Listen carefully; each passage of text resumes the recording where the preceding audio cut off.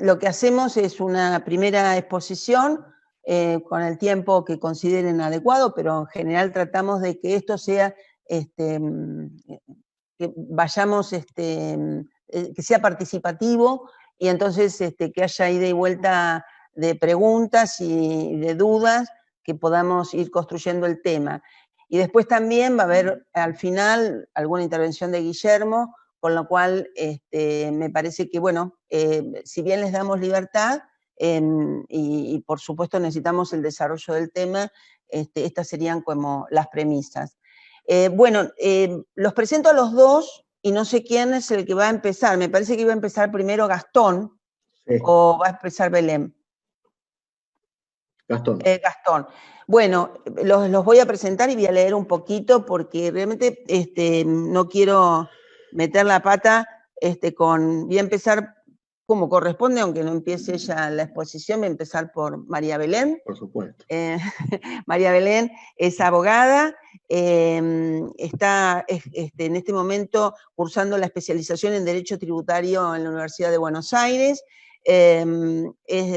trabaja actualmente en la Administración Federal de Ingresos Públicos, y bueno, es asesora legal y técnica en materia tributaria. Y en el caso de Gastón es contador público, y también en este sentido me parece importante cómo están complementados el contador con el abogado, pero además, ¿quién tiene experiencia en la gestión pública y quién tiene un desarrollo importante, como es tu caso, Gastón, en el sector privado, en un sector de consultoría de tu propio emprendimiento? Así que me parece fundamental sumar la experiencia de ambos. Acá lo que tratamos entre todos es de sumar conocimiento, como les dije. Así que, Gastón, podés iniciar tu presentación. Yo no sé si vos tenés alguna exposición, querés que achiquemos pantalla, cómo, o vas a... No tengo nada para compartir. Perfecto. Tenés mucho para compartir. Sí, nada en papel o en PowerPoint. Muy bien. Tengo algunas ayudas, memoria, para seguir el hilo. Adelante. Pero comenzamos. Bueno, en primer lugar le quería agradecer a todos los presentes por estar acá, por este esfuerzo de construcción colectiva del conocimiento, agradecerle especialmente al CEN, que hoy nos amalgamamos con la mesa de técnicos profesionales de la Néstor Kirchner, bueno, a los técnicos, a Vito que hizo la difusión, y bueno, especialmente a Lucas Abedella y al secretario general de la Néstor, a Rodrigo Rabanaque, que son siempre los puntales, los que nos mantienen vivos y coordinan todo el trabajo de la mesa. Para comenzar, nosotros nos propusimos, toda la mesa, nosotros somos hoy los que exponemos, pero este es un trabajo conjunto de la mesa, donde todos debatieron y aportaron sus ideas. Cuando se presentó el plan económico peronista, justicialista, el 1 de junio, en ese plan se delinearon 2 planos para llevar adelante lo que allí se expresaba. El primer plano es un plano necesario e inmanente a la coyuntura que hoy vivimos, que es el plano de la estabilización, pero está el plano estratégico de largo plazo del desarrollo económico, con crecimiento y desarrollo.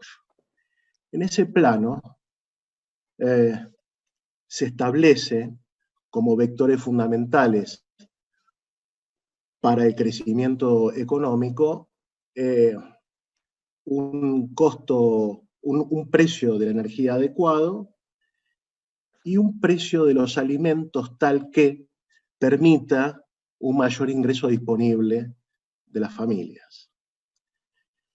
En ese plan se esboza que uno de los instrumentos para llevar adelante esta posibilidad es una nueva ley de arrendamientos rurales, considerando que para desacoplar la paridad que existe del precio de los alimentos, del precio de exportación respecto del precio interno de los alimentos, es necesario colocar derechos de exportación, que deberán ser en su justa medida y de acuerdo a la coyuntura de cada momento y de acuerdo a cada producto. Esos derechos de exportación, de colocarse, pesan directamente sobre la facturación del productor agropecuario. Con lo cual, la ley de arrendamientos rurales viene a poner una simetría donde se encuentran asimetrías.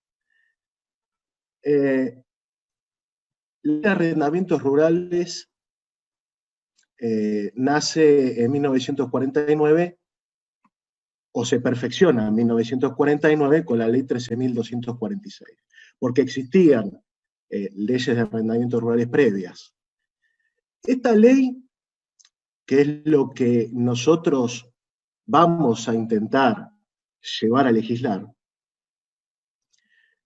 presupone 4 pilares estratégicos, es decir, el corazón y el cerebro de la ley, que hoy no existen, que en 1980, a través de la ley 22.298 de facto, firmada por Martínez de Hoz y Videla, le quitaron 24 artículos y se modificaron otros 13 para que la ley pierda el sentido de orden público, que si bien esta ley hoy es de orden público, lo único que hace hoy es regular los hechos económicos que se dan sobre uno o más sujetos que contratan sobre un objeto determinado, que es un predio rural para cría de ganado o siembra. La ley de orden público tiene un carácter superlativo o superior a cualquier ley, porque lo que está ordenando es el bienestar general. El bienestar general no es un concepto aislado. El bienestar general es la declamación de nuestro preámbulo en la Constitución. Con lo cual, cuando nos vamos al artículo 14 de la Constitución, donde se delinean todos los derechos económicos al trabajo, a la industria lícita, la primera oración de ese artículo es de acuerdo a las leyes que reglamentan el ejercicio de esas libertades. Claro, cuando nos encontramos con dos sujetos, uno que quiere producir, que quiere organizar la producción, que quiere contratar trabajo, y un dueño de la tierra, nos encontramos con una asimetría, porque la tierra más productiva no se puede añadir, no se puede movilizar la tierra desde otros lugares y hacer competencia de la tierra. Y esto lo zanjaron los ingleses a través de Adam Smith y a través de David Ricardo, y lograron que en 1830 Inglaterra sancionara una ley que permitía la importación de trigo para evitar esas asimetrías que existían entre arrendatarios y propietarios de la tierra. Los 4 pilares los voy a mencionar y voy a hacer unas breves reseñas sobre cada uno. Son los 4 pilares inmanentes y que sí atañen al orden público, que atañen al bienestar general, porque tiene como elemento superior que los derechos, que la retribución de los factores de producción sea equitativa. El primer pilar que tiene esta ley es la regulación del precio de los alquileres. Para evitar que el propietario de la tierra, sin trabajar, sin arriesgar capital y sin aportar más que el uso y goce del predio, se lleve lo mismo o más que los otros dos factores de la producción, que son los beneficios o el capital, que serían los beneficios empresariales de quien organiza la producción, y el trabajo. La ley, en ese momento, y creo que va a ser algo que nosotros vamos a tener que incorporar, y para este pilar, le daba facultades al Poder Ejecutivo para revisar los precios de los arrendamientos cuando existan desequilibrios entre el costo de producción y el valor de los productos obtenidos. Claro, si la tierra no tiene competencia, podemos tener áreas de mayor o de menor productividad, no es posible que se pacten alquileres en tanto quintales de soja, por ejemplo, de manera fija, sin considerar la incidencia en el precio interno de los alimentos que ese contrato puede llevar.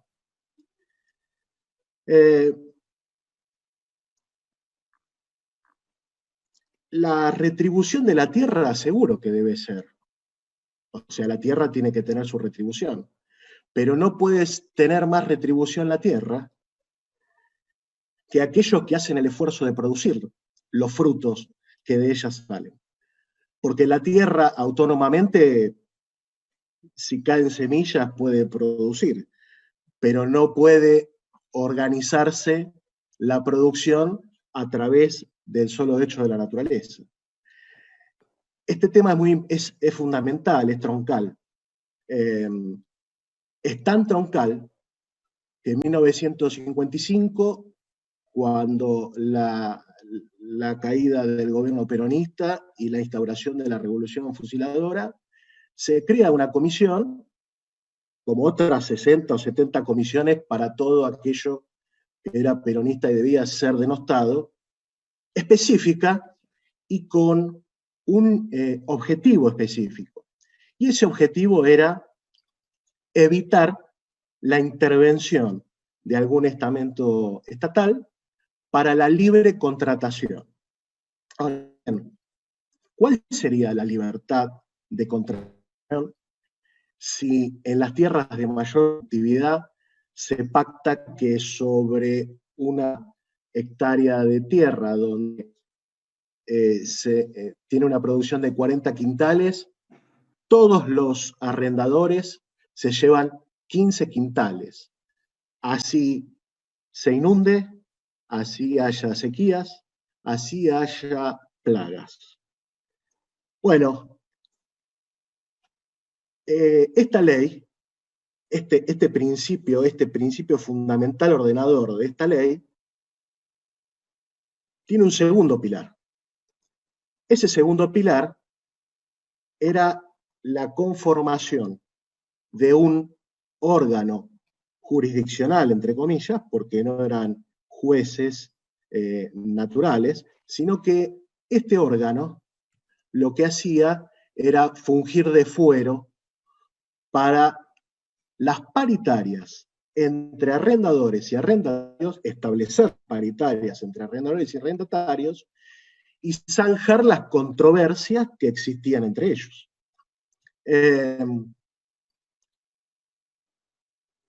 El fuero, o los fueros, y sobre este punto va a ser el punto que va a desarrollar la compañera Belén, con lo cual no me voy a explayar demasiado, solamente voy a hablar de su conformación.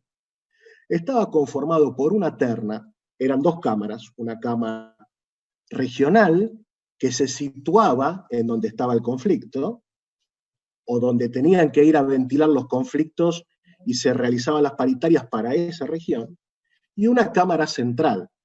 Dichas cámaras estaban conformadas por las entidades representativas de los propietarios y los arrendatarios, y una terna de cada uno, y estaba presidida por el Ministerio de Agricultura y Ganadería, que era dependiente del Poder Ejecutivo Nacional.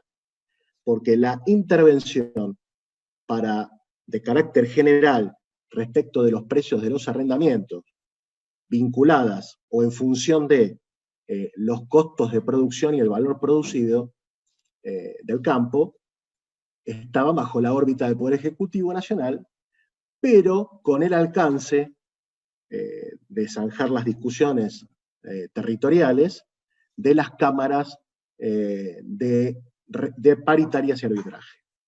Es decir, era un órgano administrativo que zanjaba los conflictos, y acá es donde Belén va a hacer su explicación luego, porque nosotros notamos que este fuero necesitaba vías recursivas mejores, que en esos momentos no las tenían, y que, bueno, fueron los primeros embates, tanto en el precio, en la regulación de los precios, como como el fuero jurisdiccional, fueron los primeros embates que las dictaduras, y con el cierre en 1980, sufrieron en esta ley.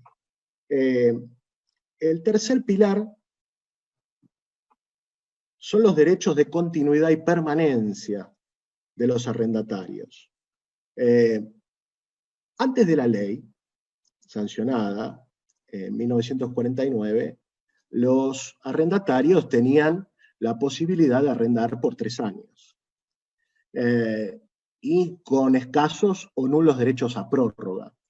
Luego de la ley, ese periodo se extiende a 5 años, con un derecho de prórroga de 3.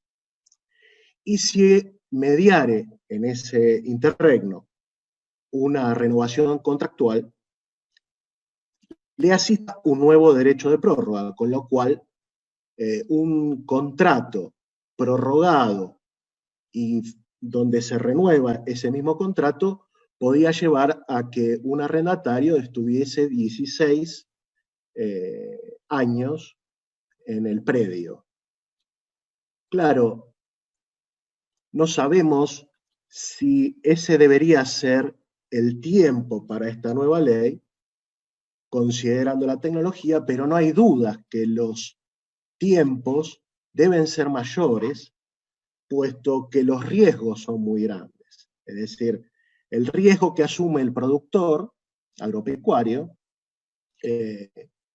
por inundaciones, por sequías, por plagas, puede llevar a que en un periodo de 3 años, donde podemos inferir 3 cosechas gruesas, 3 finas, en 1 año o año y medio pierda enteramente la producción, y que después de los 3 años salga empatado o directamente salga con quebrantos. Pero el tierra se llevó siempre su porción del alquiler valuado en soja, por ejemplo. La ley preveía, aparte de la extensión de los derechos de los arrendatarios en años, preveía una remisión de parte del precio del arrendamiento en aquellos casos de eventos, como podría ser una inundación, que no eran asegurables. Claro, porque lo que ocurría, o lo que ocurre con el método de contratación, es que se llevan 15 quintales por cada hectárea, pero si fracasa la cosecha por algún evento adverso, ahí ya no son socios. Son arrendadores que buscan su precio. Pero cuando eso se incrementa, son socios del arrendatario. Es decir, en las pérdidas no asumían su parte, pero en las ganancias sí están para cobrar lo que corresponde. Entonces, este derecho que le asistía a los arrendatarios de remisión de parte del precio cuando tenían un evento adverso era de suma importancia, porque también debía contemplarse que la toma del riesgo podría llevar absolutamente a la quiebra al productor si por 1, 2 o 3 cosechas el campo se tornaba improductivo. El cuarto pilar es muy importante, y nótese que ya en 1949 se le daba especial énfasis, y que tiene que ver con la cuestión del suelo, la preservación del suelo y la vigilancia del suelo, y que está atado al primer pilar. Por eso, cuando nos pusimos a estudiar la ley y a tratar de determinar cuál era la columna vertebral de esta ley, nos encontrábamos estas interrelaciones que, una vez cercenadas, le sacaron todo valor. Las cuestiones de vigilancia y preservación del suelo y del ambiente, que se delegaban en el órgano del Poder Ejecutivo Nacional a través del Ministerio de Agricultura y Ganadería. ¿Y por qué esto tiene especial relevancia? Para hacer la rotación de cultivos, porque nosotros tenemos un inconveniente hoy en día. Los arrendamientos se pactan en quintales de soja, pero no en todos los campos se hace soja. Pero incentivan a hacerlo a través de este formato y de esta posibilidad. Digamos que de esta forma los arrendamientos deben acomodarse, el precio de los arrendamientos sobre los frutos, deben acomodarse de acuerdo al cultivo que tiene que hacer el arrendatario, a un cultivo consciente del medio ambiente y de la preservación del suelo para evitar mermar la productividad de ese campo. De la misma manera que las mejoras que hoy en cierta medida están instauradas en la ley deben ser compartidas entre ambos. Estos son los 4 pilares fundamentales que están íntimamente relacionados entre sí y que tuvo una discusión de 25 años, desde 1955 hasta 1980, donde se quitaban derechos a los arrendatarios, se quitaba la posibilidad de la intervención en los precios, y con Krieger-Bacena se finiquita el fuero de discusión de paritarias y arbitraje, dejando el campo libre para que Martínez de Oz en 1980, y acá hay que hacer una hilación histórica, la dictadura militar, cívico-militar, empieza en 1976, en marzo. Está el discurso que vos, Beatriz, has explicado muy bien en la hora de Moreno hace un par de viernes atrás, y a partir de ese discurso se empiezan a quitar los derechos de exportación de manera paulatina y sin pausa, hasta 1980, donde prácticamente quedan en cero, coincidente con la derogación absoluta de este espíritu de la ley que nosotros pretendemos legislar y reinstaurar para morigerar esa asimetría entre productor, agropecuario, arrendatario y arrendador, y por supuesto poder establecer los derechos de exportación que sean necesarios para desacoplar el precio interno de los alimentos de su paridad de exportación, y que en la mesa de los argentinos y que el ingreso disponible no se vea socavado como un país que no tuviera alimentos. La pregunta que quedará para la reflexión de la historia será: ¿qué ocurrió desde 1980 hasta aquí, donde hay una ley de orden público que no está posada sobre estos 4 pilares, que solamente hoy el objeto es la regulación de los hechos económicos entre los sujetos y un objeto que es un predio, pero que nada tiene que ver con el bienestar general del preámbulo de nuestra Constitución. Bueno, nosotros lo que intentamos hacer es el aporte al plan económico peronista a través de este instrumento para revivirlo, renacerlo y ponerlo en valor, por supuesto, contemplando las nuevas tecnologías, las nuevas formas de organización de la producción, pero sin lugar a dudas, estos 4 ejes son inmanentes al espíritu de la ley como era en 1949 y siguen siendo inmanentes hoy, porque es exclusivamente lo que hoy se está discutiendo, incluso en las cámaras que nuclean a los arrendatarios o productores agropecuarios que alquilan, donde ya hoy se está poniendo en discusión. Después tendremos que ver en la letra fina si los precios de los alquileres hay que regularlos de acuerdo a la productividad, o sea, una fórmula polinómica que incluya la productividad, que incluya su cercanía o lejanía de los puertos, puesto que los precios de los fletes encarecen muchísimo, pero este es el planteo, estos son los lineamientos generales, esto era lo que hoy teníamos para expresarles a ustedes, que es en lo que estamos trabajando y que vamos a seguir trabajando para llevarlo a una comisión de legislación, para ponerlo a disposición y para tratar de que esta ley vuelva a tener el espíritu por el cual nació. Yo hasta acá es mi exposición. Quiero darle el pase a Belén, que se va a referir de uno de los pilares que consideramos con Belén y con la Mesa de Economía que son fundamentales, que es el fuero y las formas de recursividad para el tratamiento de los conflictos que existan entre ambos. Así que yo le doy las gracias por el espacio y pasamos a la compañera Belén.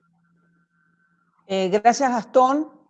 Nosotros siempre agradecemos a los expositores con un aplauso, así que bueno, desde los distintos lugares, ahora que no podemos abrazar y no lo podemos hacer presencial, sentí que te estamos aplaudiendo y por este esfuerzo que realmente valoramos muchísimo. Y cuando vos dijiste por qué está vigente esa ley, también está la identidad financiera, es decir, es como que, digamos, no es el... por eso la revisión es importante realizarla. Sí. Bueno, bienvenida María Belén, te damos la palabra para tu presentación. Bueno, ¿se me escucha bien ahí? Se te escucha muy bien. Bien. Bueno, primero gracias al compañero, a la Mesa de Economía, a Rodrigo, a Lucas, digo, todo el grupo que diariamente acompaña, con el que estudiamos, trabajamos, militamos, a la Néstor Kirchner y bueno, y a Guillermo Moreno. Bueno, los saludo a todos compañeros, a mí me toca por mi parte hablar de uno de los pilares, bien como adelantaba Gastón, que es el régimen recursivo que en su momento la ley original preveía, que llegó, obviamente estuvo vigente unos pares de años y llegó a funcionar, funcionaba bien. Era básicamente la conformación de 2 cámaras, como él decía, que la problemática que surge en ese régimen se basó en que estaba en la órbita del Poder Ejecutivo, eran tribunales llamados administrativos o órganos administrativos con facultad jurisdiccional, es decir, jueces administrativos, como puede ser en la FIP, también, que existen, y ellos en una primera instancia, había una primera instancia que era de conciliación obligatoria, y posteriormente la parte vencida, según la ley original, tenía el derecho de recurrir a través de dos vías. O bien se iba a la Cámara Central, que era como un superior jerárquico, o se iba para la Cámara Federal del territorio que fuere. Bueno, esto como una introducción, el tema es muy profundo, es muy largo, voy a intentar que se entienda, de no ser tan técnica, y que también mostrar un poco la visión que tenemos con Gastón y las propuestas para mejora y para que pueda funcionar este tipo de foros. En principio es importante aclarar que la conformación de un foro especializado se debe principalmente al alto interés público que tiene la producción agropecuaria, la producción ganadera, digamos, la producción de los campos en general en la Argentina. Incluso dicho por la propia Corte.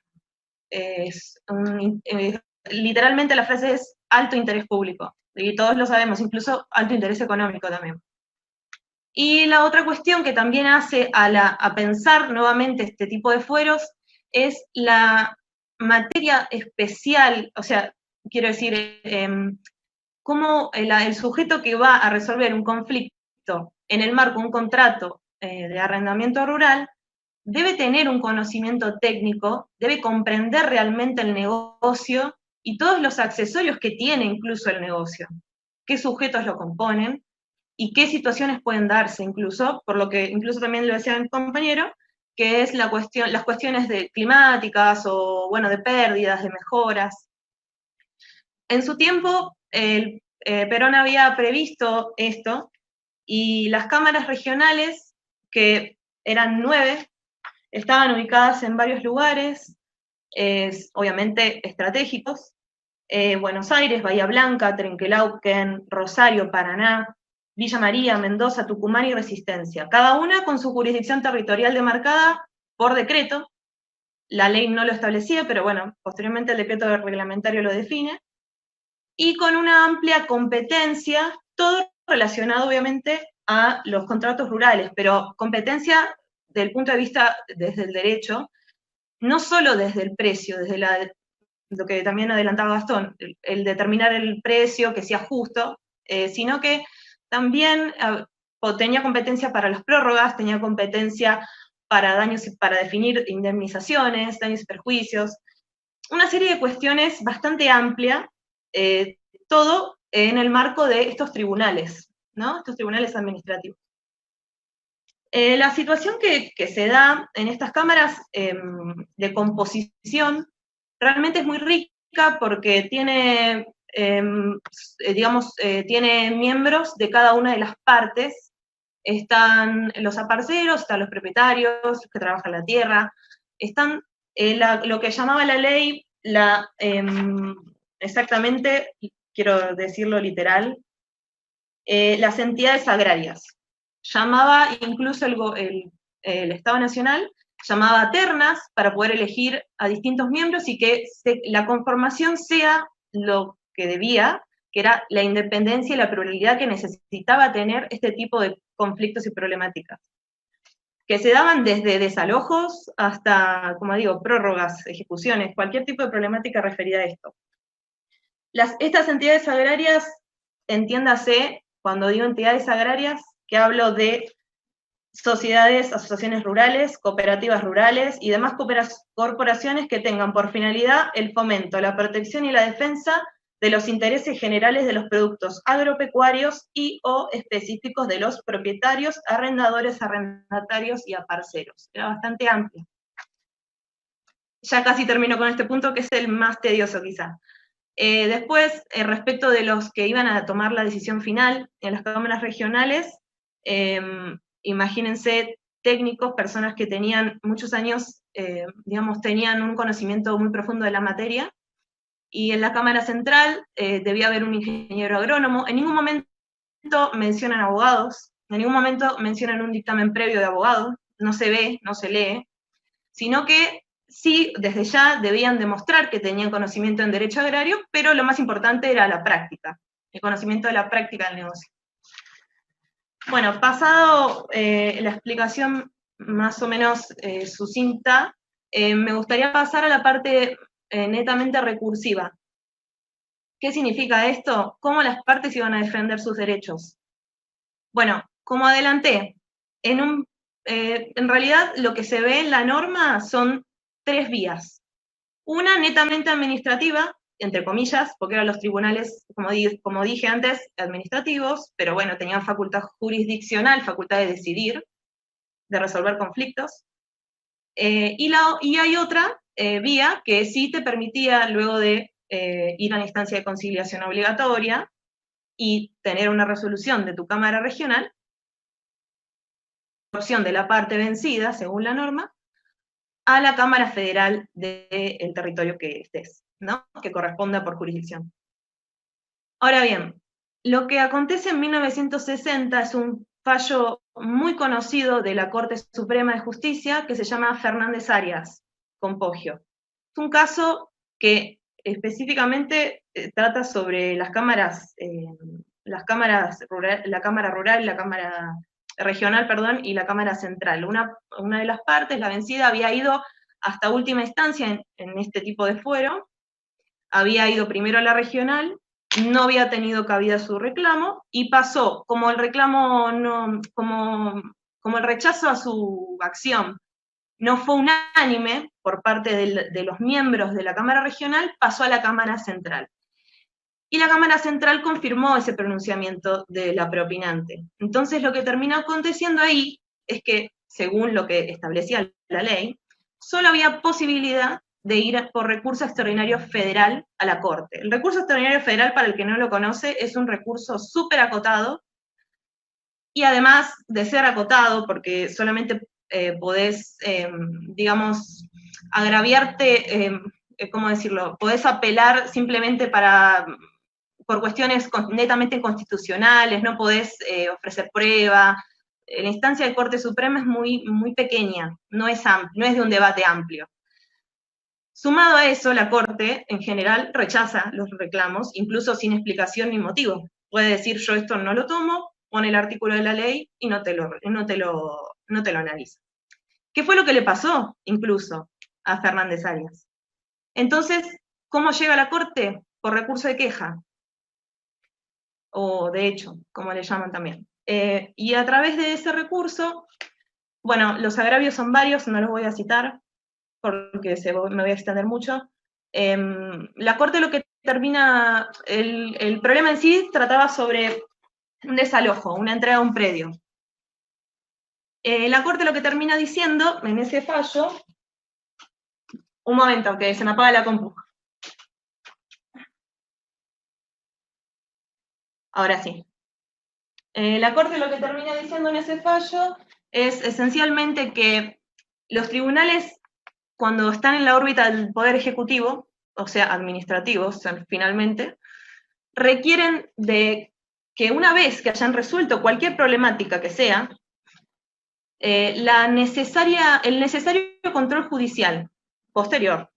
¿Por qué? Porque en realidad, en nuestra Constitución, en el artículo actual 109, el Poder Ejecutivo tiene límites marcados, está vedado, el que pueda conocer de causas o restablecer causas que ya estén fenecidas. Así es como literalmente lo dice el artículo.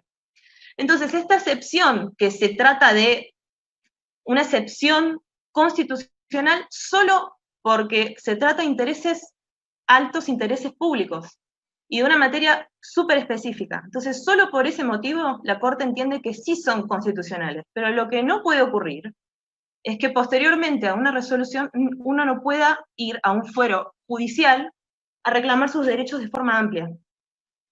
Ese fue el razonamiento de la Corte en base a ese artículo y en base a el debido proceso y a el derecho incluso reconocido internacionalmente por los tratados de derechos humanos, que es el acceso a la justicia. Entonces, pensando hacia adelante en una posible, ahora voy leyendo, en una posible modificación o propuesta de modificación a la norma, tenemos dos opciones. Por un lado, seguir manteniendo un fuero especializado bajo la órbita del Poder Ejecutivo, o bien irnos hacia el lado de, bueno, conformamos salas especializadas dentro de la órbita del Poder Judicial. Ahora, lo que Lo que sí es necesario decir, que esto lo voy a decir muy corto porque también me voy a extender mucho, si uno ve realmente en la América Latina lo que fue pasando con este tipo de negocio, jurídicamente hablando, uno nota que en principio sí, lo que hizo Perón era lo que hacían los países de América Latina incluso, e incluso en Estados Unidos, en Europa también. Pero después viró y se modernizó hacia la órbita del Poder Judicial. Entonces, quizás sería jurídicamente son posibles las dos cosas, solo que la primera opción, que es la administrativa, tiene algunas trabas, y había que reverlas, nada más. Y la judicial, bueno, ya ahí resolvemos todo. Entonces, dicho este comentario, que me parece que también es oportuno, porque hace también a la historia de este tipo de fueros y de problemáticas, lo que voy a decir ahora es respecto de si vamos a mantener, que no está para nada mal, yo leí los decretos, Gastón lo puede decir también, realmente la conformación es increíble, como la habían pensado en su tiempo, es muy avanzada, incluso ustedes imagínense, no sé si alguno es de Capital, en Capital funciona el COPREC, que es un fuero en el cual los consumidores pueden ir de forma gratuita, tienen audiencias de conciliación con las empresas, que son citadas allí, incluso ese organismo le puede imponer sanciones a la empresa si no va o si no cumpliere. Es muy bueno y es gratuito. Y la realidad es que Perón también había pensado eso.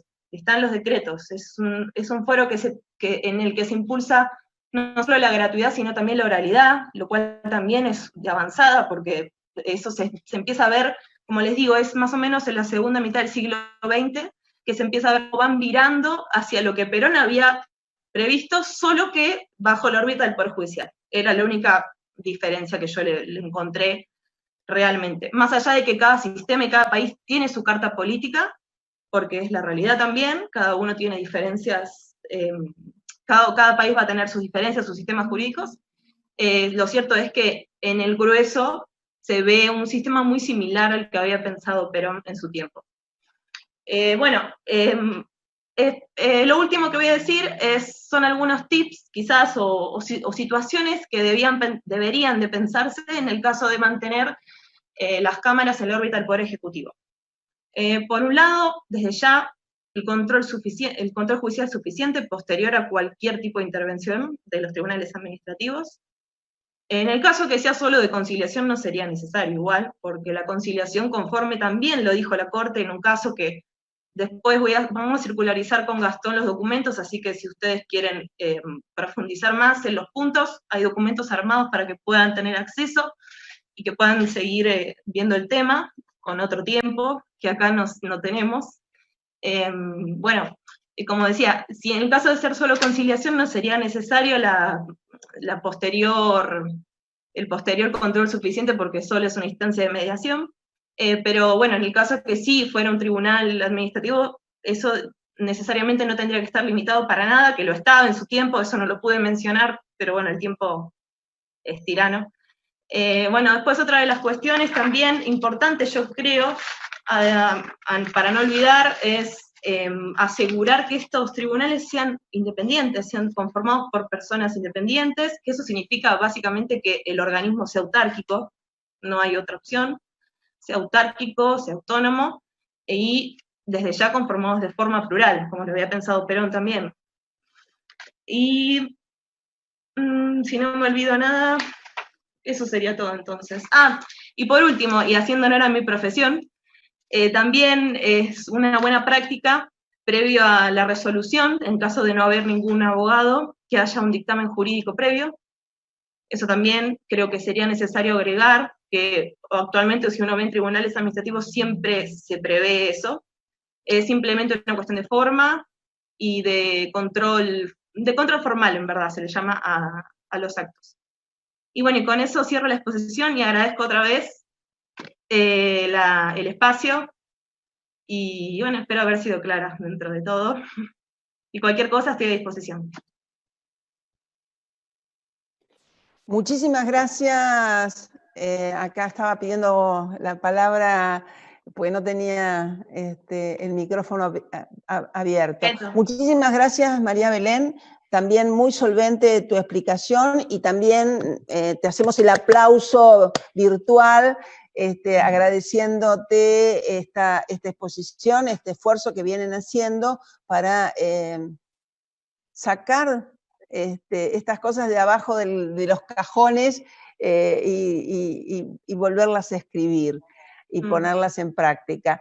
Bueno, si bien hay dos personas que han estado más o menos siguiendo tu relato y que hablan de la parte legal, tal vez sería bueno si Pablo Chaliú, no te veo, Pablo, en este momento no tengo tu imagen, pero Pablo, si querés intervenir,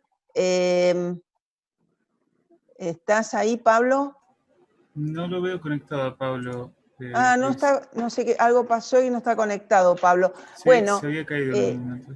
Es probable. Bueno, entonces, en una de esas, si alguno está pidiendo la palabra, si no, tenemos dos intervenciones, una de que fue hecha por Beto Loria y otra que hizo Leonardo Bojardano, y ambos han trabajado y han ido siguiendo tu relato legal, pero bueno, no sé si ustedes quieren en este momento hacer alguna intervención y piden la mano o piden por chat y les vamos, Victorio les va dando micrófono.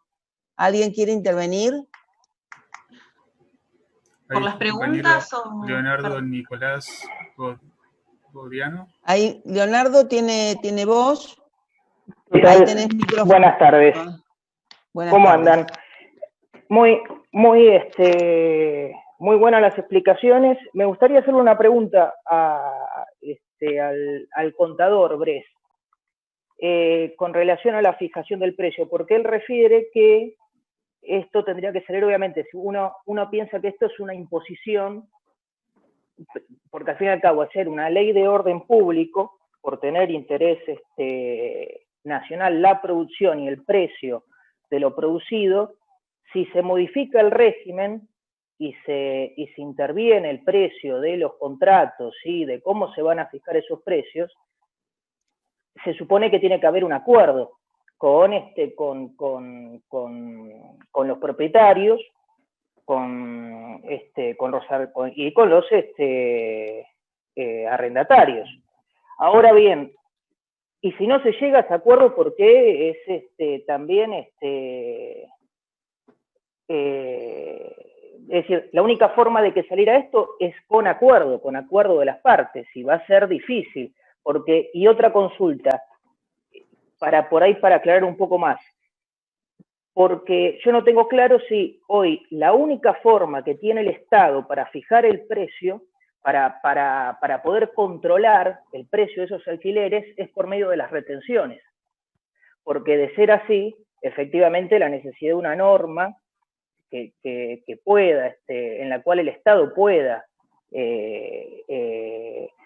intervenir en este tipo de contratos para hacer más justo y más justo el arrendamiento y más y producir lo que es en provecho del Estado, sería necesario hacer una modificación con urgencia. Gracias.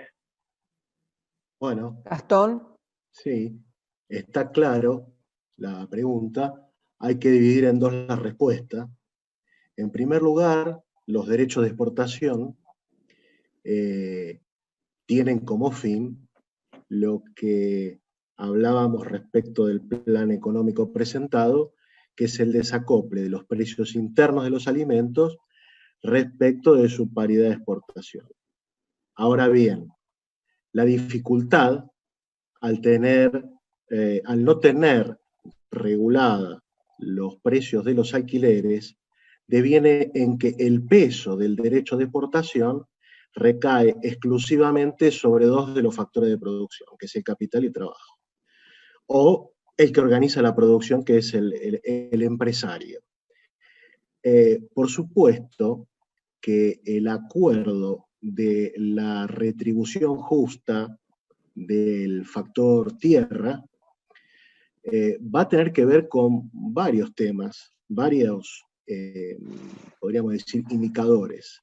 Uno de ellos es la productividad de la zona, porque no se va a poder establecer un precio igual para todos cuando tenemos un tema de productividad, un tema de logística.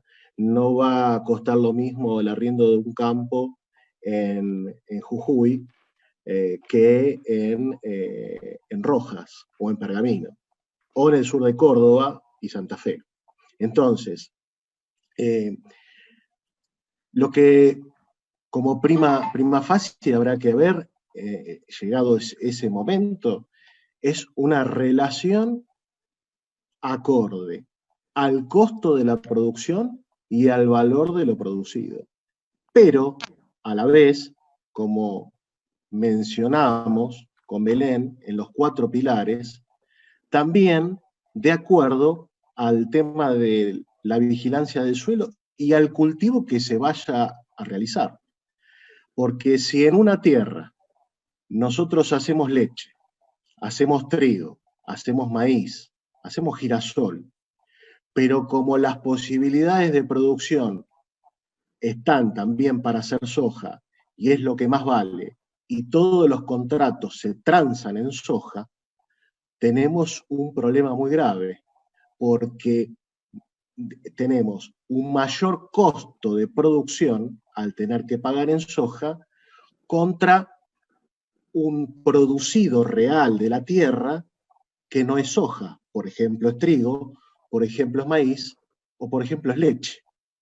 Entonces, no hay ninguna duda que de alguna manera hay que establecer un precio. Ahora, el polinomio o la cantidad de indicadores o funciones que van a tener que pesar para determinar el precio en cada zona va a estar influido por la productividad de la zona, por el tipo de cultivo que se va a llevar adelante, y también, que esto es algo que lo fuimos elaborando con Belén, de acuerdo a la proximidad o lejanía que puede también ser zona núcleo, pero, o no, de los puertos. Es decir, no hay una forma unívoca de determinar el precio, y seguramente para aquellas zonas menos productivas se deberán idear, no lo profundizamos acá, pero se deberán idear otros instrumentos que pueden ser por meras resoluciones, de ver cómo se compensan aquellas zonas menos productivas a través de una devolución de derechos de exportación, en el caso que ya no se pueda estirar más o bajar más el precio. Lo que sí está claro es que la tierra debe tener su retribución, pero no puede asemejarse a 1/3 del valor de lo producido, porque deja sin posibilidad de política económica al gobierno o al Estado. Entonces, yo creo que no te contesté el número exacto que debería ser.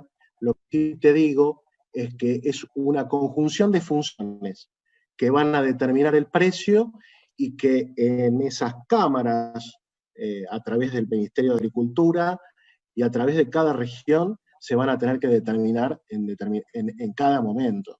Y no van a ser tampoco cuestiones fijas, van a tener que seguirse en la coyuntura. Es algo muy, muy dinámico. Podríamos decir que como las cámaras estas de paritarias y arrendamientos, uno de sus principales objetivos era determinar, y el que terciaba finalmente era el Poder Ejecutivo, el precio del alquiler, de la misma manera que hoy tenemos las paritarias para determinar el precio del trabajo, porque la ley de contrato laboral también es de orden público, con lo cual esa asimetría se va a tener que dirimir entre los propietarios nucleados en sus cámaras, los arrendatarios, y el que tercia sería, en el caso de la ley, el Poder Ejecutivo a través de las cámaras de paritarias. No sé si te contesté la pregunta, Leonardo, pero de alguna manera este es el formato en el cual se debería atender para determinar los precios de los alquileres. Belén, pediste para complementar. Sí. Tenés la palabra, Belén. En verdad, sí, puedo pasar porque hay dos compañeros que hicieron preguntas y aportes. No, me pareció que estabas pidiendo la palabra. No, no. Sí, la pedí por eso, cuando me des el ok, yo Sí, ya, sí, empiezo. sí. Intervení. Bueno, por un lado vi al compañero Beto Loria y a Leonardo. Sí. Bueno, Leonardo hace referencia a Leonardo Nicolás Bogdano. Él hace referencia al Tribunal Fiscal de la Nación, cómo funciona hoy actualmente. Bueno, el Tribunal Fiscal de la Nación es un gran ejemplo, realmente, pero lo que sucede ahí es que, bueno, lamentablemente solo está en Capital Federal. Es cierto que el TAD es los trámites a distancia, un sistema, para el que no conoce, le decimos TAD, y a través de ese sistema electrónico digital, bueno, se resuelve la distancia mal que mal, pero en realidad la ley prevé que se conformen también en otras jurisdicciones, nunca sucedió. Y después, bueno, pero sí tengo acuerdo que para el compañero Leonardo que sí, que sería una forma posible que claramente ya está sucediendo en Argentina, así como hay otras, no es el único ejemplo, hay otros varios, pero es uno muy bueno realmente, para entender a lo que voy también, a lo que vamos, para este tema de recursivo quizás como que es a veces es demasiado técnico, pero es eso. Y después lo que me mencionaba Beto Loria respecto de la Corte Suprema, él hizo un comentario sobre que la Corte no va al fondo de las cuestiones de los hechos, sino que lo que hace, que es cierto, es más ver la cuestión de derechos, ¿no? De derechos constitucionales, con la confrontación de las normas provinciales y federales, ese tipo de trabajo hacia la Corte, no va a qué pasó en el caso. Eso lo hacen las cámaras y hasta ahí, y lo hace el juez de primera instancia. Lo que sí me parece importante es, quizás en este caso, en lo que decía el compañero Beto, él trae a colación lo que ha dicho Guillermo, lo hemos escuchado reiteradas veces, respecto de como es que no me sale la frase exacta como lo dice, pero algo así como que, bueno, los abogados hemos, digamos, abarcado un espacio que en ningún lado, y es cierto, dice que haya que ser abogado, ¿no? En la Constitución, y sin embargo así ocurre.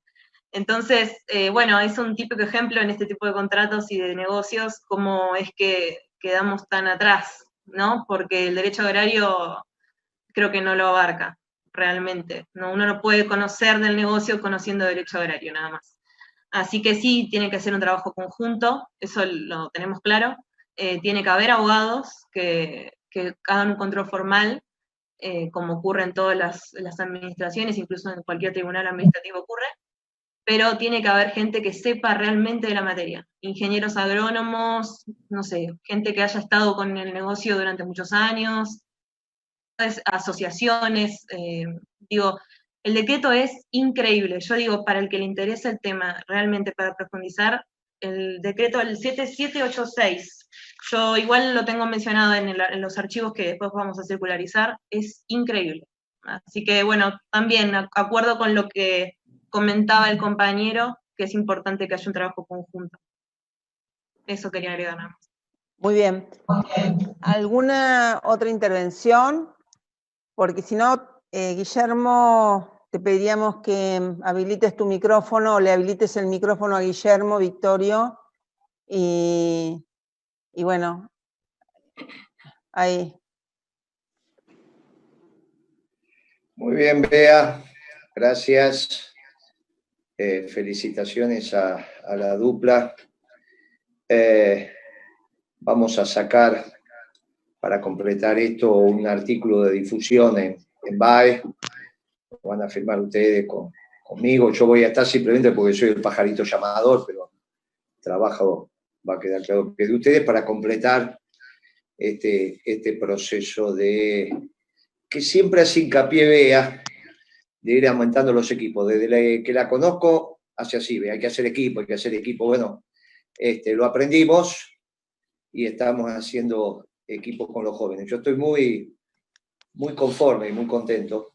Esto nace a raíz de la presentación del equipo de economía de generación intermedia, que tenemos una charla cada tanto y la verdad que quedé gratamente sorprendido. Por eso sugerí que pasaran la primera prueba de acidez, que es esta. Ya ven acá que no son todos pibes, no son todos jóvenes, hay algunos veteranos, los varones, las mujeres son todas jovencitas, pero hay algunos veteranos que los están mirando con atención. Bueno, se desenganchó Pablo, pero seguramente algunas cosas tendría para decir. Entonces, en principio, felicitaciones. Algún tema y de las preguntas que han quedado dando vuelta. El factor tierra, que está hablando Gastón, ¿a qué lo podemos relacionar en términos de factores de producción? Bueno, lo podemos relacionar al factor capital. Cuando nosotros el factor tierra como factor de producción lo asociamos al factor capital, inmediatamente nos aparece la posibilidad de entender cuál tiene que ser su retribución. Cuando uno dice, bueno, yo voy a iniciar un emprendimiento y nosotros tenemos la idea, vamos a convocar y nos financiamos con el mercado, suponiendo, porque esta originalidad argentina de que los negocios se financian con plata propia es una singularidad, no funciona así el sistema capitalista. Se supone que las cuentas del debe, en un balance contador, las cuentas del debe se llaman las cuentas del debe, que es donde está el activo de la compañía, porque le debe al haber, a las cuentas del haber. Y en las cuentas del haber, que son las cuentas donde se incluyen los pasivos, están también como cuentas del haber el patrimonio aportado por los accionistas, o sea, el capital. Entonces, la primera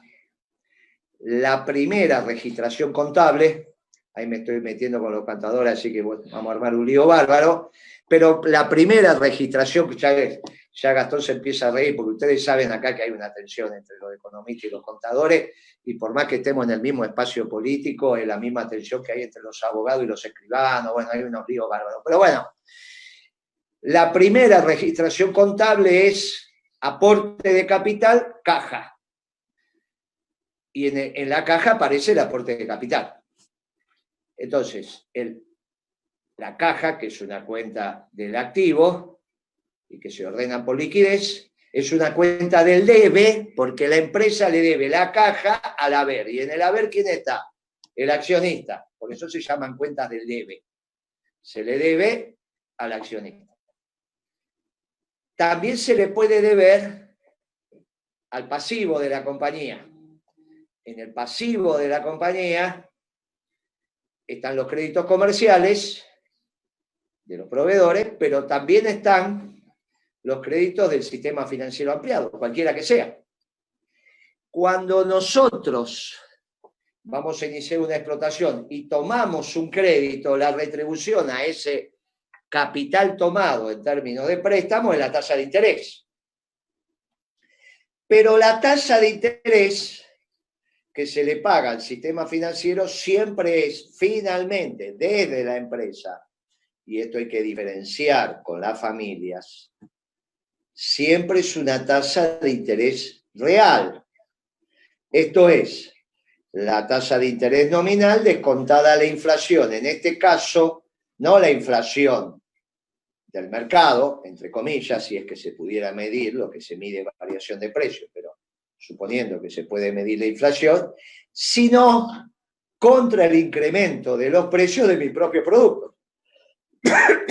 Entonces, supongamos que ahora un empresario toma un crédito, lo toma al 45% anual, 50%. Él va a saber su tasa de interés real cuando en el periodo sepa cuánto aumentó sus productos. No cuánto fue la inflación en el mercado, porque la inflación en el mercado es para discutir en televisión. Lo que empiezan a hacer los empresarios ahora es jugar su variación de precios contra la tasa de interés nominal que paga por el crédito solicitado. Por ejemplo, nosotros los ferreteros, no hay ninguno de ustedes que tenga idea de cuánto vale un kilo de clavo, eso se llama producto ciego, y bueno, hoy los ferreteros están en una situación muy particular, porque son precios ciegos. Entonces, si yo tomo crédito, el problema que yo tengo con mi mayoreo es que el ferretero sí sabe cuánto cuesta un kilo de clavo, pero el cliente no. Y ahí entonces es que se produce esta dispersión de precios. Y en esta dispersión de precios, los precios ciegos son los que pican en punta. Esto es lo que está pasando ahora en el mercado.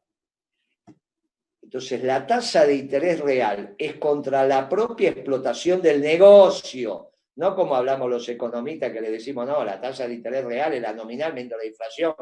Muchachos, eso es para hablar en la televisión o para enseñar. La realidad es que en estos momentos, de acuerdo a la posición en el mercado que tengas, estás por arriba o por abajo de la tasa de interés. Y entonces tu tasa de interés real puede ser positiva o negativa. Los bancos también se dan cuenta de esto y por eso te arman la famosa carpeta. Y en función de tu carpeta que te empiezan a decir cuánto va a ser tu tasa de interés, no solo por la garantía, sino por el mercado en donde estás. Porque los banqueros aprendieron esto.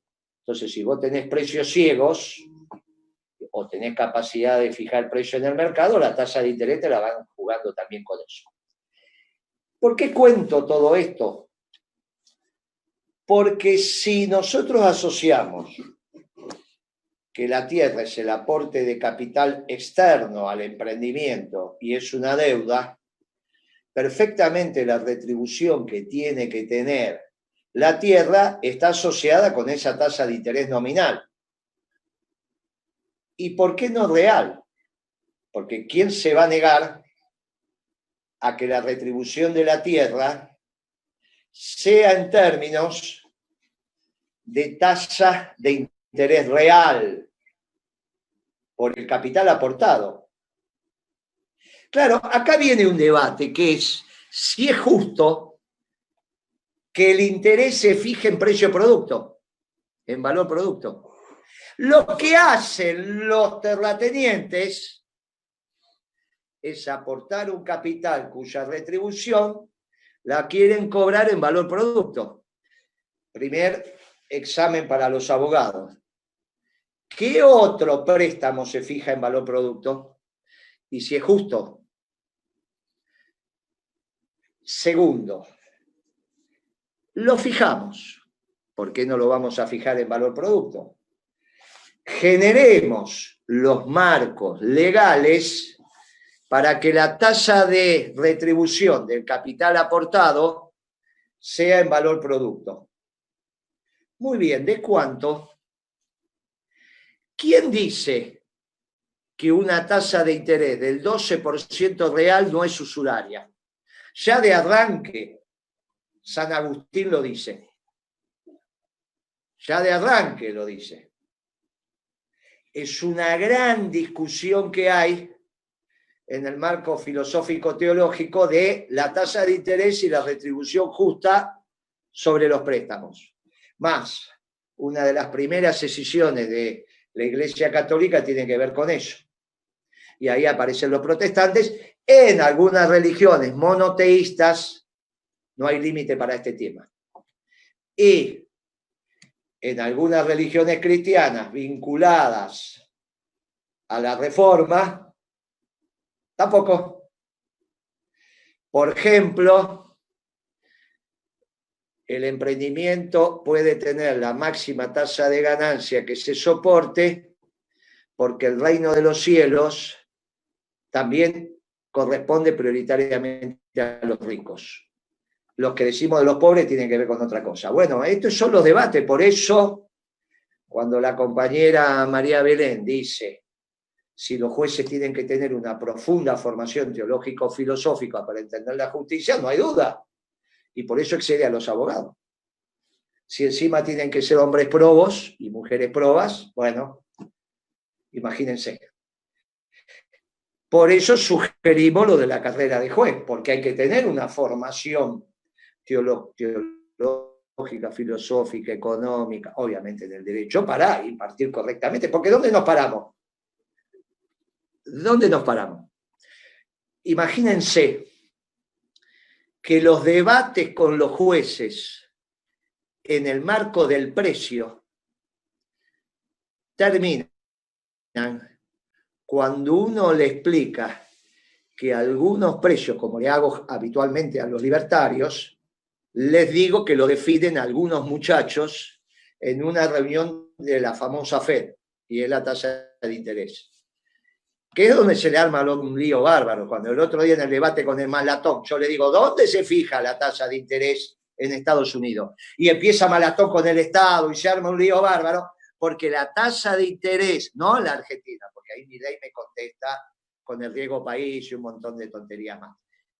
Porque el riesgo país está definido por los mismos elementos que lo definen, por lo tanto es una tautología matemática y eso es un error. Es un error lógico, porque hay tautología cuando los que definen son parte de la función que determinan el resultado. Entonces no puede ser. Los que definen el resultado tienen que ser exógenos al resultado, si no hay tautología. Y la tasa y el riesgo país se define como la diferencia de rendimiento entre los bonos, pero a su vez la diferencia de rendimiento entre los bonos, entre los nuestros y los de Estados Unidos, a su vez también define la tasa de interés, que a su vez es el riesgo país, y hacen un lío bárbaro. Bueno, para ir al final del cuento, cuando uno le dice cómo se define la tasa de interés, me aparece un grupo de sabios, elegidos por los norteamericanos, que dicen esta es la tasa de interés. Y también le dije a Malatón, la regla... la excepción no confirma la regla, destruye la regla. El conocimiento epistemológico no acepta excepciones a la ley. La ley es la regla. Por lo tanto, si hay una excepción, estamos jodidos. Claro, todo esto termina definiendo que tenemos que abordar para la justicia un marco conceptual lo suficientemente elevado para conformar esos tribunales que están sugiriendo los hacedores de esta ley. Pero vamos a un concepto primigenio. ¿Cuál sería el rendimiento justo para ese aporte de capital? Claro, tenemos un lío bárbaro, porque ya los jueces se quedaron sin precio, porque ya vimos que no es la interacción entre la oferta y la demanda lo que define ese precio. Con lo cual hay un elemento ordenador inicial anterior a la justeza de la oferta y la demanda que tiene que ver con lo filosófico teológico, lo que es justo. Como dijo el compañero que hizo la pregunta, entre la oferta y la demanda, ¿nos vamos a poner de acuerdo para firmar el contrato? ¿Y quién dijo que la interacción entre la oferta y la demanda define el precio justo? No, porque es el precio transparente. No, pero eso para, humildemente, el conocimiento limitado que hay en la justicia sobre la fijación de los precios. Y ya acabo de demostrar que hay un precio muy relevante, que es el de la tasa de interés, que no es por oferta y demanda, sino es porque lo define Manuel Militari. Entonces tenemos un problema. Porque no es necesariamente la oferta y la demanda lo que define. Entonces ya que nos pongamos de acuerdo o no nos pongamos de acuerdo, no es el elemento ordenador para el precio, sino la justeza de ese factor de producción en términos de retribución. Y ahí ya, para una aproximación, porque ya estamos en lo justo, podemos tomar lo que pasa en el mundo con un aporte de capital en términos de tasa de interés real sobre un capital aportado. ¿Y hoy cuánto da un plazo fijo en dólares en el mundo? ¿O cuánto está un préstamo en el mundo en dólares para tomar un activo que es real? Real en términos de tasa de interés nominal menos la inflación. Si vos ponés un plazo fijo en el mundo está menos de 1% en dólares, y si te prestan, te pueden estar prestando al 1,5%, al 2%. Entonces aparece el elemento de la justicia al aporte de capital de la tierra en el emprendimiento, al margen, y ahí aparece la mano militar y del Estado, y por lo tanto aparece la ley, pero que tiene un sustento. Fíjense, pasamos de si es justo que haya tasa de interés al aporte de capital en valor producto, cosa que tendríamos que discutir. Hoy no está permitido en el sistema financiero. El Banco Nación no se puede llevar litros de leche por la plata que le presta a un tambero. Sin embargo, el terrateniente le presta capital y se lleva valor producto. Es raro. Pero supongamos que esta ley que van a hacer los compañeros lo permite. Y si es una ley de orden público, está permitido a partir de ahora la retribución en valor producto. Muy bien, ¿cuánto? Lo que defina la oferta y la demanda. No, un momentito. Hay un concepto anterior de la definición de precio que lo traemos de Estados Unidos que define la tasa de interés en el mercado real para los dólares. ¿Por qué no lo vamos a poder aplicar?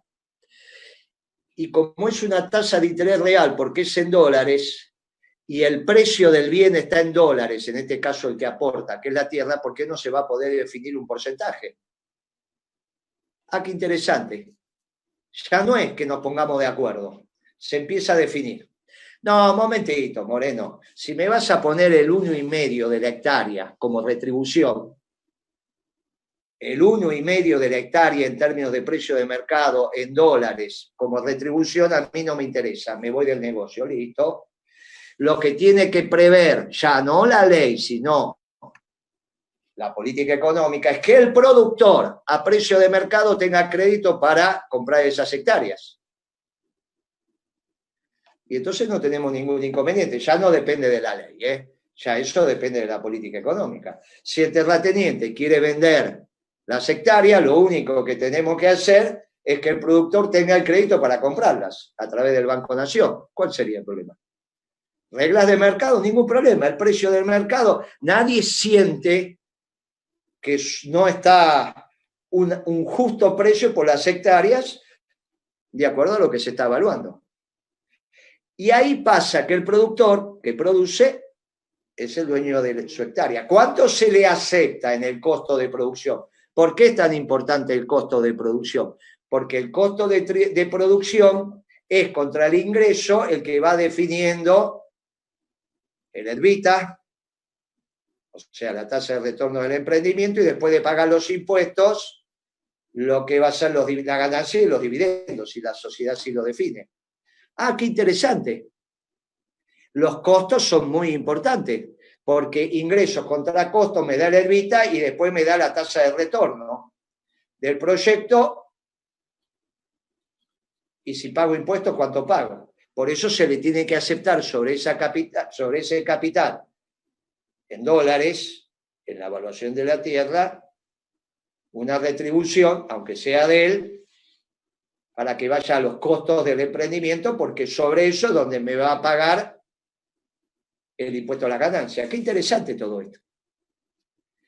Ya empezamos a encontrar un sistema donde la tierra es para el que la trabaja, si así lo decide el terrateniente, pero el que la trabaja no tiene por qué ser el campesino. Ese es un problema de los marxistas.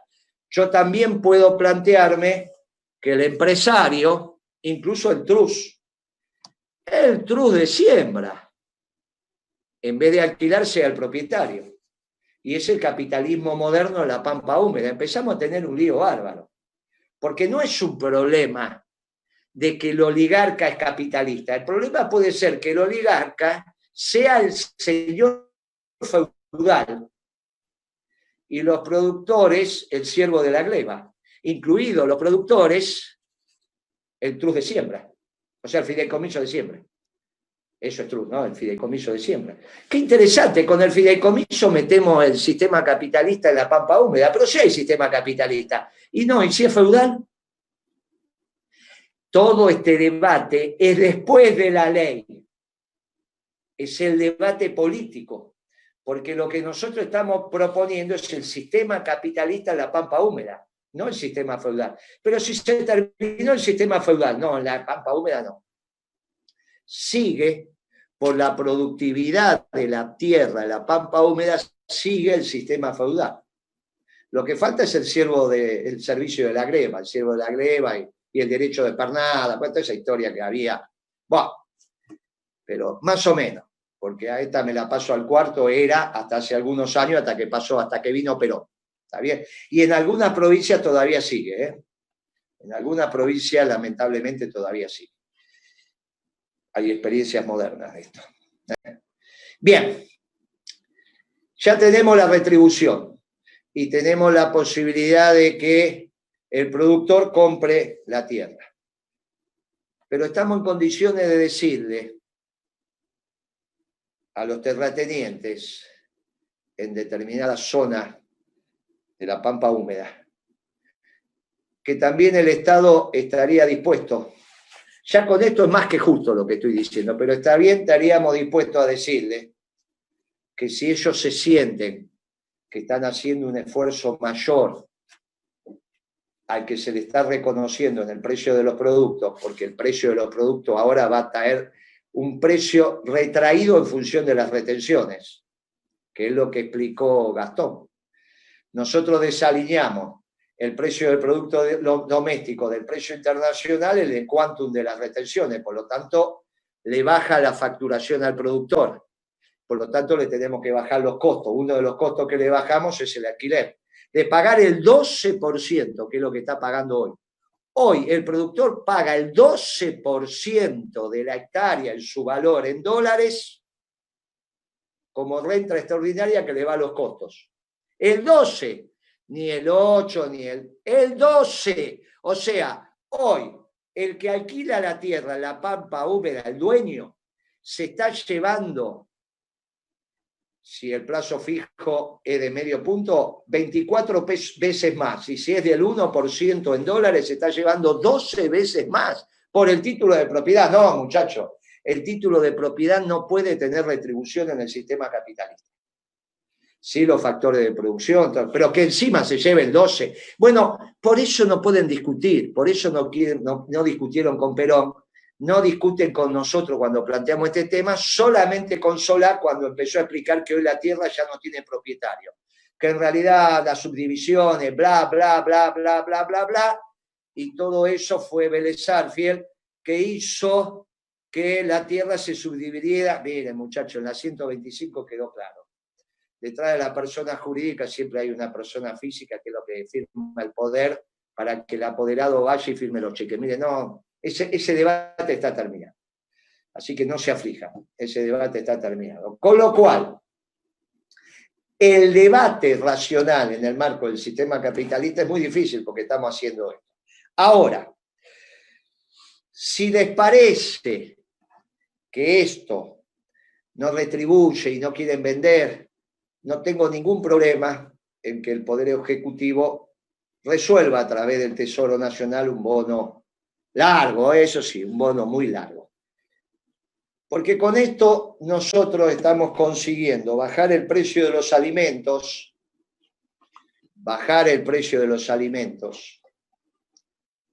y por lo tanto aumentamos los ingresos populares, y por el otro lado le mantenemos al productor, que es el empresario, su rentabilidad. Ahí aparece una pregunta si el oligarca no quiere alquilar su tierra. No, claro. Ahí ya hay un tema de bien común. Ahí hay un tema. Es como que un banco no quiera prestar plata. Ah, bueno, tenemos un problema muy serio. Imagínense la conspiración de los banqueros y deciden no prestar más plata a pesar que toman. Ah, toman plata y no la prestan. Ah, bueno, ahí tenemos un problema muy serio. A la conspiración de los banqueros tenemos el Banco Central, porque para eso es el sistema financiero que administra el ahorro del pueblo argentino, un sistema regulatorio muy importante, aunque no tengamos bancos públicos. Ah, supongamos que los oligarcas se ponen de acuerdo y deciden no. Ah, no, muchachos. Ya lo dijo el Papa en la homilía del miércoles pasado, que aconsejo que la lean. Del miércoles pasado, o sea, hace una semana.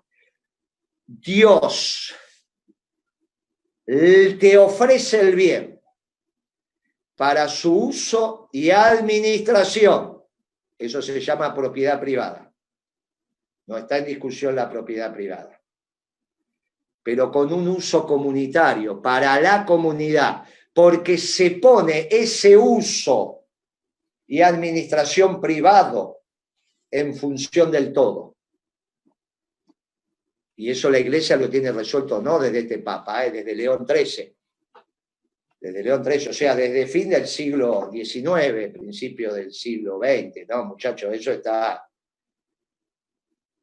La utilización privada en función de la comunidad. Ahí ya sí, ahí volvemos a entrar en la filosofía y en la teología. Y ahí nosotros no hay ninguna duda. No nos metemos en el derecho de propiedad, pero sí en los principios y valores. El principio de propiedad, el derecho de propiedad es un principio y valor, pero también en función del bien común. Porque lo dice Dios. Porque nuestra iglesia es universal. Por eso es católica. Y lo discutimos en el plano que quieran. No, pero los judíos, no, también, bueno, también son universales. Y los islámicos también son universales, vayan y lean. Ah, no, pero entonces usted moreno, y bien, no, viejo, hay principios y valores. Si no tengo un problema en la administración, en algún lugar, y agarremos un dólar. Y ahí está reflejado Dios. No, no me vengan con cosas raras. No, pero somos ateos. Bueno, no hay ningún problema. Yo no tengo ningún problema. Lo que no digo que no hay principios y valores. Yo respeto. Hay principios y valores. Derecho de la propiedad es, pero también. Entonces no puede haber la conspiración de los oligarcas. Porque tenemos un problema muy serio. No violentamos ningún derecho de propiedad. Pero ahí hay un principio y valor ordenador que dice en función de la comunidad. Por lo tanto, no me boicotees. No, pero yo quiero dejar descansar mi tierra, ¿cómo no? Ahí va a estar en la tierra, en la ley, los ingenieros agrónomos van a tener mucha opinión. ¿Cuánto merece descansar? ¿Cómo no? La tierra tiene que descansar. Y ahí se arma. Y ahí se va armando la cadena. Lógica en una comunidad organizada. Por lo tanto, si el terrateniente quiere vender el bien a precio de mercado y la compra el TRU, la compra el productor con el crédito correspondiente que le da el sistema financiero. Si el terrateniente no quiere vender su tierra, tiene su retribución en términos de tasa de interés real, y eso se sabe en el mundo cuánto es. Tercero, el Estado, a través del Tesoro Nacional, este esfuerzo que tiene que hacer el oligarca se le puede retribuir con un bono, en moneda dura, obviamente, a largo plazo. Y porque si vamos a utilizar la plata para pagar la deuda, no tengo ningún problema. Pasamos de deuda externa a deuda privada nacional con los oligarcas. Porque también se le tiene que ofrecer a los oligarcas que apuesten a un modelo de desarrollo. Y estamos dispuestos. ¿Por qué no vamos a estar dispuestos? Si este debate es un debate racional, que lo vamos a dar el año que viene en la provincia de Buenos Aires, también con Kicillof, porque Kicillof empezó a balbucear con esto de las retenciones y en la ley de alquileres, porque quería cobrarles el impuesto inmobiliario. Por eso hace tanta presión con el impuesto inmobiliario. Está confundido técnicamente Kicillof. El impuesto inmobiliario es un impuesto, tiene que ser muy bajito, porque es por los servicios que da la provincia. o me van a confundir el impuesto inmobiliario con un impuesto al patrimonio o el impuesto a los ricos. Error, no hay impuesto para el patrimonio. Esto es una mala técnica impositiva que Gastón lo puede explicar mejor que yo. Los impuestos van sobre los flujos. Por eso le ponemos derecho de exportación, que es un impuesto. Y una ley de alquileres, porque está en el orden natural de las cosas. Si vos haces aporte de capital, no te podés llevar el 12% real. No, muchachos, ¿cómo funciona esto? Y sobre todo sobre el producto, o sea que ni siquiera tenés el riesgo. No, muchachos, esto violenta los principios y valores de una extraordinaria ley de justicia. Por eso me metí con los principios y valores, que es como se va a llamar nuestro partido si la justicia lo permite. Porque cada vez que nosotros planteemos una ley, la vamos a ancar en los principios y valores, porque somos de verdad juristas. Nuestros jueces son juristas en el marco del justicialismo. Y es extraordinario cómo se empieza a ordenar todo. Y aquí estamos. Quizá con la primera ley de nuestro partido, Principios y Valores, en el marco del Movimiento Nacional Justicialista. Vamos a armar un lío bárbaro. No sé si vamos a ganar las elecciones, pero que vamos a armar un lío bárbaro. Vamos a armar un lío bárbaro, muchachos. Porque nadie nos va a decir que nosotros violentamos el derecho de propiedad. Ningún liberal nos va a venir a decir, nos va a correr con esa vaina. Ningún liberal. Ningún liberal no va a venir a correr con esa vaina ni con la libertad.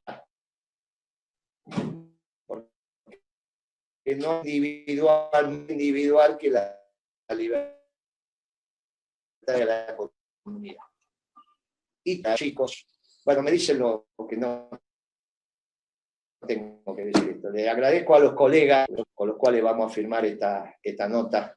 Y porque me alegro porque ya empezamos a encontrar despacito, vea dónde pasar la tea votiva. Estamos encontrando en estas generaciones que de a poquito vamos transitando y vamos entregando y vamos generando el trasvasamiento generacional como enseñó Perón. No tirando a los viejos por la ventana, sino haciendo estas cosas. Los viejos ya vamos haciendo academia. Y esto es lo que vos lo llamás grupo y yo lo hagamos equipo y yo lo digo, vamos haciendo academia. Vamos, entre todos, generando conocimiento. Imagínense cuando ustedes arranquen con la tasa de interés de la FED. Cada vez que la FED decida la tasa de interés en Estados Unidos, estamos definiendo la retribución al factor tierra en cada unidad productiva en la pampa húmeda. ¡Extraordinario! Extraordinario. Extraordinario. Y si no, que venda la tierra. Y si no están conformes, le vamos a dar un bono a 50 años. O nos ponemos de acuerdo con Huergo, que también entendió que nos teníamos que poner de acuerdo, porque a la oligarquía se le viene la noche de llevarse el 12% de retribución sobre ese factor de producción, porque no es justo. No hay ningún orden en el sistema capitalista que defina que eso es justo. Salvo algo muy ridículo, que es donde me dicen que los precios de oferta y demanda, pero que los jueces no entienden. Cuando discutimos de verdad los precios, llegamos a la Reserva Federal. Obvio que para el tránsito diario me sirve mucho la oferta y la demanda. Si no es un lío, muchachos, no vamos a estar haciendo teología para el precio del tomate, pero hay unos precios muy fundantes, como es el valor del alquiler en el precio de la comida, que para esta economía capitalista, pero que se maneja en un subóptimo, para encontrar el óptimo es muy importante. No somos un país en vía de desarrollo, no somos un país subdesarrollado, no somos ninguna de esas estupideces que dice la inteligencia económica para la Argentina. No somos un país subdesarrollado, no somos un país en vía de desarrollo, ¿qué somos? Somos un país subóptimo en búsqueda del óptimo. Y para buscar el óptimo necesito, de la misma manera que los norteamericanos definen la tasa de interés de la Reserva Federal, nosotros definir en el marco de la economía la retribución justa a la tierra. Pero le dejamos vía de escape, si la quieren vender, y sobre todo un bono, porque es una ganancia cambiar deuda en dólares en manos de extranjeras por deuda en dólares o como fuere en manos de oligarcas. ¿Quién le dice, muchachos, que quizá lo empezamos a convencer y a su vez penetra decididamente el capitalismo en la pampa húmeda, a través de los trusts o a través de los propios productores que quieran quedarse con la tierra? Para eso le daremos el préstamo a 30 años como corresponde. Con esto se termina, los felicito, les agradezco. Parte de esto va a ser, empieza a estar en el artículo del lunes, porque hay algo de esto que estoy diciendo, pero lo vamos a desarrollar más con los colegas. Firmemos el artículo sobre la ley de arrendamientos rurales. Imagínense si esto llega a estar en la tapa de algún diario económico, va a generar un lío bárbaro, porque entramos en el debate con Clarín también. Muchas gracias, compañeros, muchas gracias, Bea, y muchas gracias, colega, por esta extraordinaria presentación.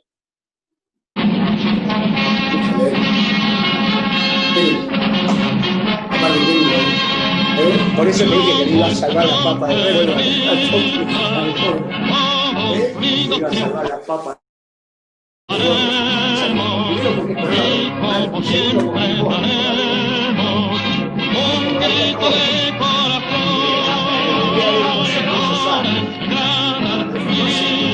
Si quieren cantar, compañeros, están